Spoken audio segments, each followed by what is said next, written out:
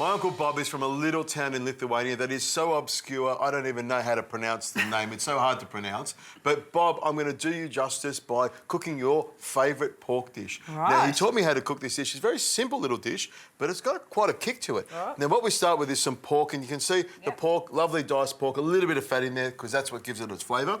I'm going to put about a tablespoon of cayenne pepper in there, maybe a little bit more, tablespoon and a half. We'll give it a bit of a kick. And I'm also going to put some smoked paprika, which is going to give it even more kick. Put 3 tablespoons in there. Let's throw it in there. It's not for the faint-hearted. It's not. And some caraway seeds, about a tablespoon of caraway seed in there. Now, Zoe, what I want you to do is to get plenty of salt and pepper and a little drizzle of olive oil and mix it around the spoon. I'm even taking the salt container over because you said plenty. Is that plenty? Load it up, you know, so we want to taste it, Zoe. We want to be able to... That's it. My Uncle Bob loves his salt. He loves his sauerkraut, his sausage, his pork and his beer. So we want to make sure that this is a dish that he's going to enjoy. Now, I've got 4 cloves of garlic that I've crushed up, and I've got an onion that I've just sliced up all the way through the middle.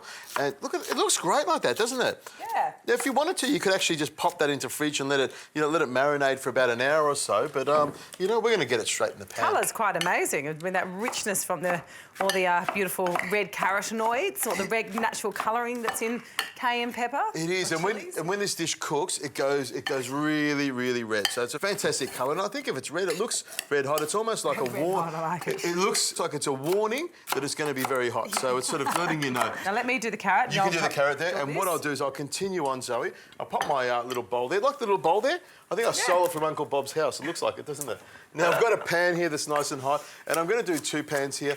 Normally, I would do this in 1 pan, and I'll just sort of, just do it all in one, take the pork out of it, and then transfer it to the other. But this is a great way of doing it. So to keep it nice and hot and keep it rolling along very nicely. So the pan's quite hot. I'm going to put the pork in there right over the other edge there. And you can see I'm pushing it away from me. So if it does splash, it goes up the other side. It'll go all over the front of the kitchen here. There we go. Look at that. Does that look gorgeous? This is going to be hot, and we are all going to start coughing in any second now because of the heat that's going through this chilli. Oh, I'm loving it. You can see that it's nice and hot. It's turning the oil nice and brown. I'll just stir that around with a wooden spoon. It really does smell amazing, actually. I mean, the cayenne pepper and the smoked paprika, fantastic. You know, it is coming... Yeah. I'm standing back. I'm glad you said that because I've got my nose ready to go for all the flavour that's going to hit me and sort of stop me from talking. My eyes will start to water, my face will go red. Wait till he eats it. But you can see that sealing off nicely. And what I'll do to move this along a little bit, Zoe, I'm just going to pop this into my second pan here, which is already nice and hot, and you can hear that simmering away. Now, this pan here's got all the flavour in it, and we're going to throw in the rest of the ingredients and just sort of brown them off nicely. Move this over to you. Move it over nice and close. Onions go in. There we go. Onions and leek we'll throw in there nicely. We should throw a lot of it in. No. There we go. Throw it all in, and we'll sweat it off nicely. Look at that. That's looking good, isn't it? Another tip is never lean over the top of a pan that's full of cayenne pepper because you can get a whop of it. You need to breathe through your mouth so you don't sneeze. That's the trick. I think so. If we do a recipe like this, we should get those gas masks that we put down over it so to protect us. Now, if you can pass me a little bit more oil, just going to pop a little bit more oil in here and get it going. And the pepper, if you can pass me that big pepper mill there. You have a nice big zhoosh of oil. Now, because we're using extra virgin olive oil, you can put plenty of it in because it actually helps to improve the flavour. This is going to be hot and spicy, that is for sure. Now, of course, there's some butter in here. We want to actually help this become nice and tasty. I'm going to put a bit of extra butter in there. Uncle Bob always used plenty of butter. Now, if you can pass me the buttermilk and the tomato, what I'm going to do is get this going. I've got some chicken stock here. I'm going to put about 500 mils of chicken stock in here, and I'm going to put some buttermilk, about 250 mils of buttermilk. I love buttermilk. Buttermilk, yeah. It's got that sort of sour sort of taste, and you're finding it more and more in supermarkets. Yeah. Now, what I'm going to do is give that a stir around. We've lifted off all the flavour from this pan, and I'm going to pop it straight into this pan over here. There we go. Pop this behind me, out of the way, and bring this back over onto the hot jet there. There we go, pop that on.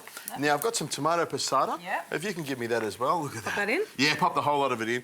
A little bit of tomato. If you don't have passata, you could use a little bit of paste. Okay. Or you could use some a little bit of tomato, some freshly chopped tomato. Oh, nice. What I'm going to do, Zoe, is just turn this around. Now, over the corner over there is some burgle wheat. Okay. My Uncle Bob would always stick it up. You call it bulgur? I call it burgle. There we go. Yeah, right. Or cracked wheat.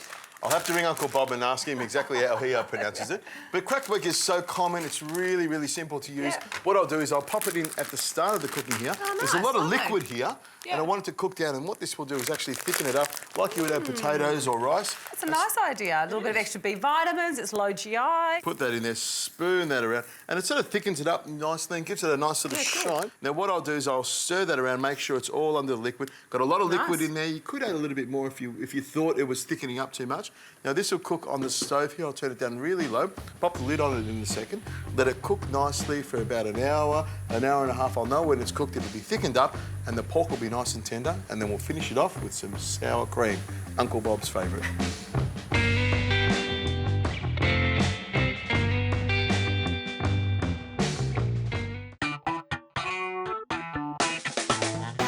Have a look at this, Zoe.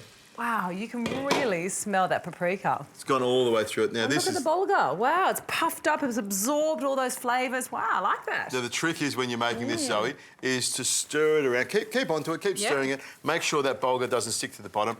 And as I like to do, and Uncle Bob did all the time, is put a little bit of parsley in at the end and stir it around. There we go. I love your family stories. You can see with a dish like this, it's real sort of rustic, sort of peasant food, and it would keep you going for days. One pot of this would be enough to keep you going for days. That would be the perfect accompaniment to my potato coolgar. I think so. That would be fantastic. Now, what I'm going to do is put a couple of spoons of this in here with a nice spoon. If you can give that a bit of a wipe there, just on the edge, and then I'll get you to pass across the sour cream and some. We'll sprinkle some chives on as well. A nice big spoon of that on top there. Beautiful. Look at that. Sour cream just cuts all the way through it. Nice big dollop on there. Makes it nice and creamy.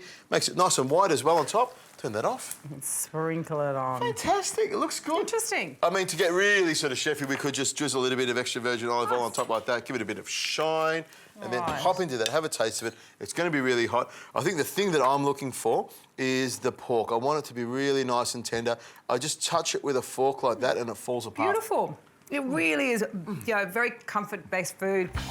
Got a bit of a punch to it with that cayenne and paprika. It is. But I like it. Have it with the sour cream. That sort of takes away cools you down, takes away the heat. It's perfect. Got a great little kick. I reckon my Uncle Bob would be very proud of me.